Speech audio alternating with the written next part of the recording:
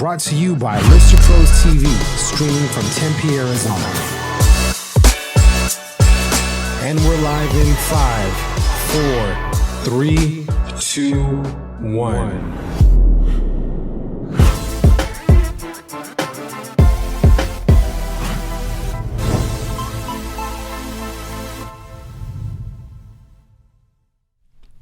Hey guys, Jordan Nielsen here, host of Real Estate Pros on Lister Pros TV. Today, we're in studio with Johnny Walker of My Home Group. Thank you so much. Yeah, thank you so much for taking time out of your day and joining me on Real Estate Pros. I appreciate you having me. Awesome. Well, for those watching that don't know who you are, we'll let you introduce yourself. I'm a washed-up old baseball. No, I couldn't find anything to do, so I thought I'd do real estate. No, I'm originally from Chicago. I moved here to the Valley a long time ago, 1986. Got out of the service in San Diego in the Navy, and it was like 10 girls to every guy here. So I figured I need to move to Phoenix. So I did, and I've been here since '86. Yeah, there's a reason to move to the Phoenix. It was a good reason when you're 22 years old. Yeah, no doubt. Awesome. So Navy vet, thank you for your You're service. Welcome. And awesome. So why did you choose to jump into real estate? Was this right, or I guess how long have you been? No, actually, when I got out of the service and I moved here, I had no idea that I had any sales ability whatsoever. I was working on French fryers and high pressure air systems and hydraulics in the service, so it didn't really equate to a real estate career. So I ended up over here and started selling cable TV door to door. And as an Irish guy, I can sweat swimming. So it's like selling cable TV door to door in Phoenix was like, oh man, I had to bring like 5 shirts with me because it was just bad. So I got a sales job, and then I got into the furniture business. I was in that for almost 20 years as a manufacturer's rep, traveling Arizona, New Mexico, Colorado, Utah, and ended up owning a factory, and wow. I didn't speak Spanish, and that was a big mistake to own a furniture factory and not speak Spanish because most of my employees did, and so you learn the hard way on how to do things, and then I ended up in the real estate business right in the midst of all the turmoil. I got into I was a loan officer. I got into loans in 2005. I was a loan officer for 3 or 4 years, and then you did a few subprimes, and then you got out of the business. You're like, pretty much. Do you have a pulse? You qualify. Yeah. Can you fog this mirror? How about your dog? No, do you have a job? Don't worry about that. It's not important. So I did some subprime stuff. I actually learned the business and went back to Chicago, and I was going to work for my brother-in-law. And then we were going to open up an office here, and things just didn't work out, so I ended up working for a company called Child Mortgage, which was a long time ago down in Scottsdale. Did that for a while, and then mortgage companies started folding, and it was like I was still in the business, but the companies I worked for were folding, and it was just a disaster. And so I ended up in title for a while, and then I taught realtors how to buy properties at auctions for a while, and realized really quickly that if it's not a set, where's the bins or where's the spuds, realtors just weren't going to do it. So there was no way to make any money. So I thought, well, if you can't beat them, join them. So I went and got my license 5 years ago, and that's how I got into real estate. Awesome. So a long trail of history to get to where you are in real estate. So what do you like most about working in real estate? Boy, that's a good question. So for me, I've owned my own business for 32 years, and it's really never been about the dollar or the commission. And this may sound funny, but it's more like the kill or the win when you actually get a deal to the finish line. Yeah. It's just it's like it's gratifying to take something from inception to completion. And then the commission's kind of like a bonus. It's like gravy. Do you know what I mean? Yeah. Does that make sense? Yeah, and it's not always easy, right? Like no, it's never easy. We have appraisals, right? Like we were talking before. Right. You just got a notification of a positive appraisal, but sometimes you have negative appraisals that come in. You got to figure it out, and then just gratifying helping those home buyers and home sellers get to the finish line. Yeah, that's the the reward, the pat on the back when it's all done, and then you get paid for it. So it's kind of like a bonus. So what are your focuses in real estate in 2018? Yeah, so in the 5 years that I've been actually an agent, I have one thing that's a constant for me, and that's that I can talk to people, and I'm older I'm 57 years old, so Insta chat and Chapsnat and Insta pictures, and I'm just like, I'm so lost when it comes to all the technology, and I'm a face-to-face, shake someone's hand, and that's kind of the way I do business. So I realized this year that I keep chasing all this new technology that's coming out. It's hard to chase it, though, when you don't understand the platform that it's even on. So I kind of surrounded myself with people. I created my own team, and I surround myself with people that can help me with the stuff that I'm not good at. So, which would be my advice for any young realtor or anybody getting in the business: surround yourself with people that know more than you do about what you don't even know about. Does that make sense? Yep. I mean, so in other words, my title reps, I work exclusively with Lawyers Title, who are just amazing, from the vice president of the company, Anthony Penna, to Amanda Briggs and Brooklyn Carter and my escrow officer, Chris Champion. They're all part of my team, and I can't do what I do without leaning on them to help me with the stuff that they're good at. So you just got to realize I'm not good at that. Yeah. Let's find somebody that is. You tried for a little bit. Lenders, my lender's awesome. Jim Zabo at VIP, he never lets me down. He always answers his phone. So, and trust me, I went through a few before, you figure out the right ones. And to me, that's the key to my business in 2018, is just focus on what I do best: open houses, meeting people face to face. If I got to do a Facebook thing here and there, then I've got people that can help me with that, because I'm going to mess it up. Right. So let's talk a little bit about that. So you mentioned you have your own team, and also why My Home Group. You're at My Home Group. Oh, great question. Yeah. So being a business owner for a long time, I can recognize the fact that business is changed since I got into business. Guys my age are face-to-face people, and the younger generation now is hey, I Chapsnat, what is it? Snapchat. I Snapchatted you, or I Insta pictured you, and to me that's like, it's like another language. So My Home Group offered me a place where I could get into. I was a brand new agent, and they just offered this incredible culture of everybody helping everybody, and you didn't have to pay for it. It was just people around the office. If you had a question like, I don't understand this Benzer thing, or what's the time period on this, or what does it mean if somebody does it? There's always somebody around to help, and it's just the culture that those two young guys have created. It's amazing to me. It's just incredible. So what type of training? What are those things? Because you started as a brand new agent, I guess. What are those things that helped you get started in the real estate? Because you go out, you get your real estate license. They teach you basically the legalities, how not to get thrown in jail, basically, but they don't teach you how to sell. So so I'm a big preacher of that. I'll never tell you that you don't learn anything in real estate school, because you do, but it's really got nothing to do with the salesman part of, or the salesmanship part of the business. And My Home Group provided me with, I could sell, I could teach the sales training. I didn't need anybody to teach me how to sell. It was the intricacies and the in and out daily function of the transaction that, if you don't know what you're doing, you can really screw it up, and you're not dealing with your money, you're dealing with your client's money. Yeah. So you gotta take that very seriously. So My Home Group, there was always someone that I could go to, whether it was a designated broker or one of the older agents, or even a younger agent that had been doing it for a while.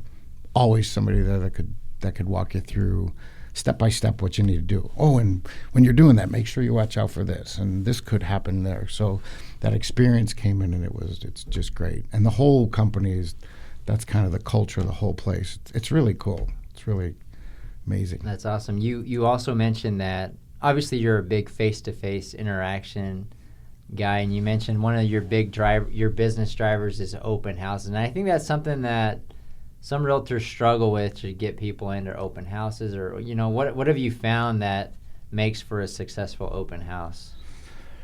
Just be honest with people, because ultimately, ultimately, real estate. There was a great article in the paper. I still read the newspaper. Some of you may not know what a newspaper is. It's a big thing that comes with words in it. They still deliver those? Yeah, it's amazing.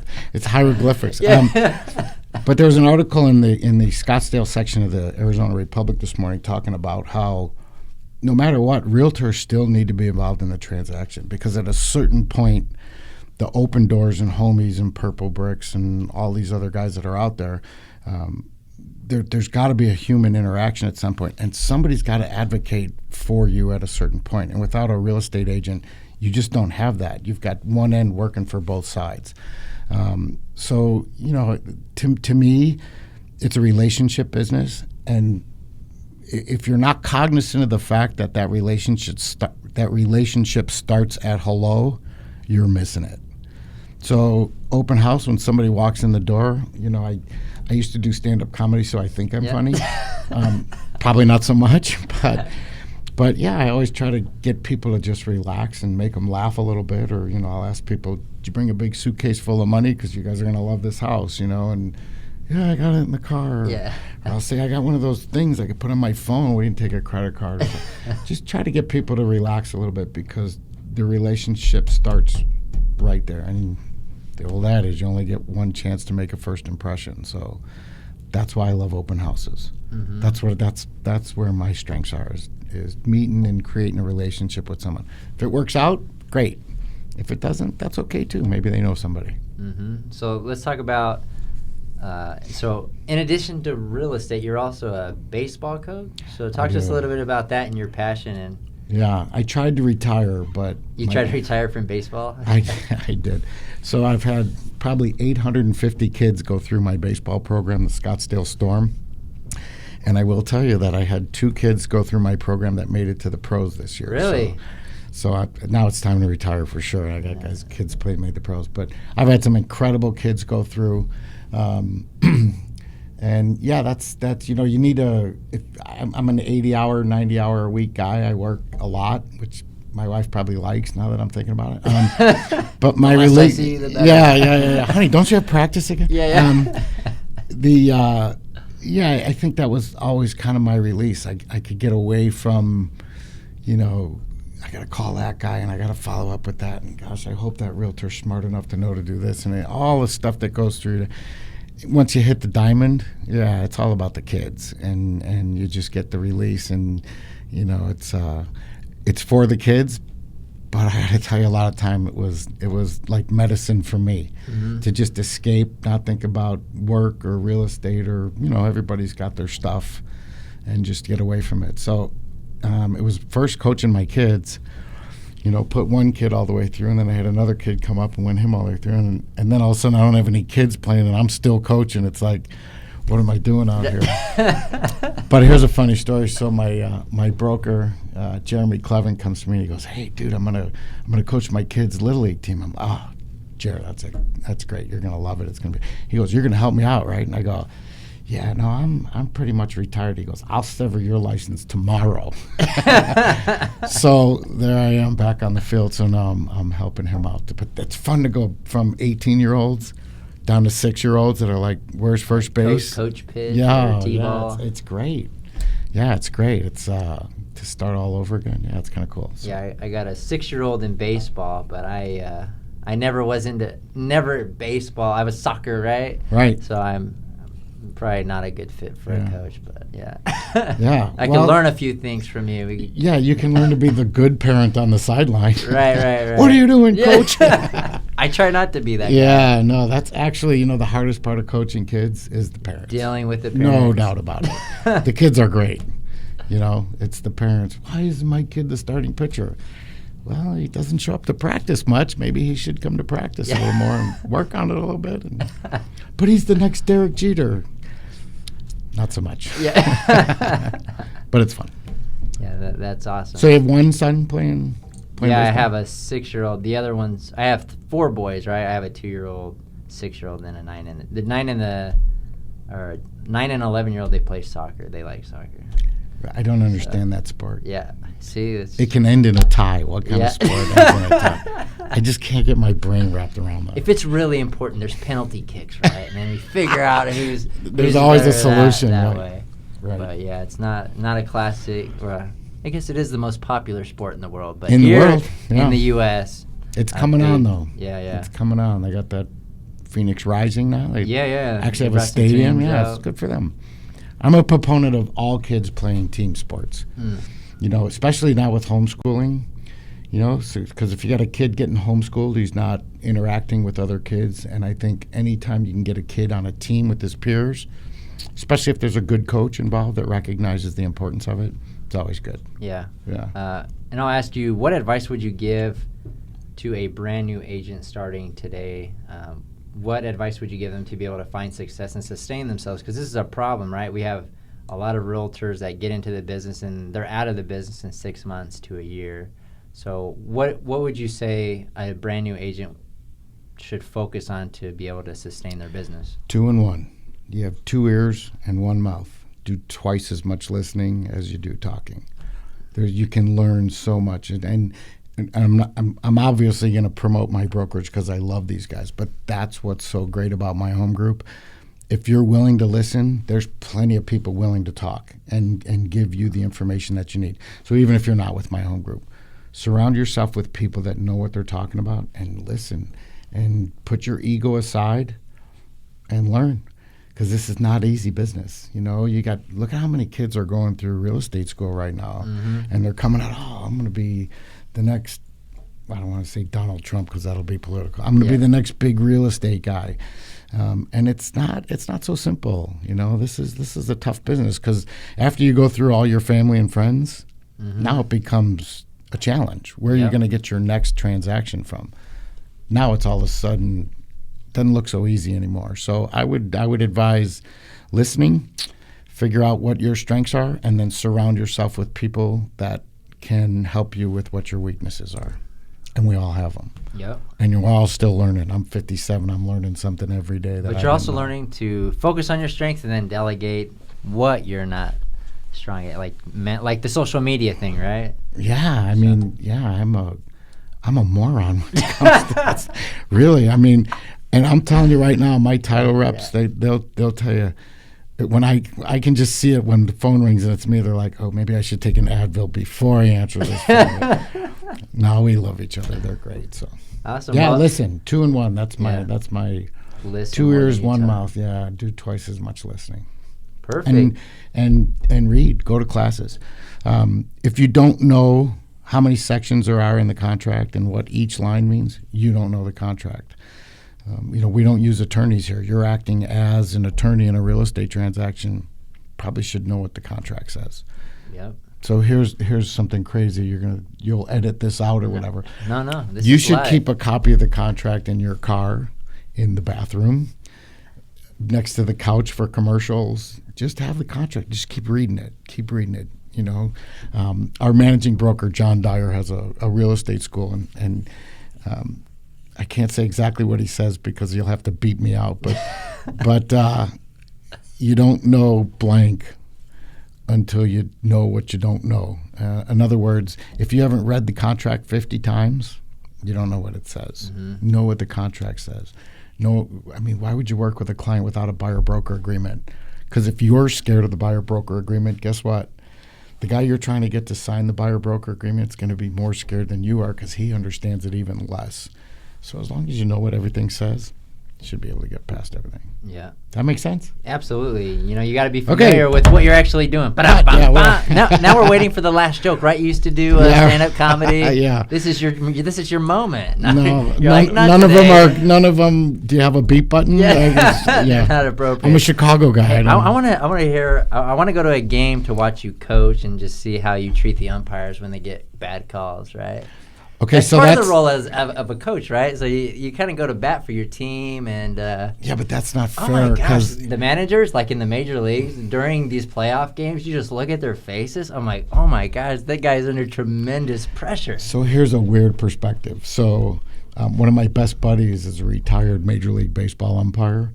So all the Major League umpires that live here, I've been out to dinner with and had drinks with, and so I know these guys. They're so good. And Jordan, they're so good. It's amazing. If you ever saw the statistics on how good these guys really are and how many calls they're making every game, so you'll never hear me yell at an umpire. Never. It's like, hey, that's your call.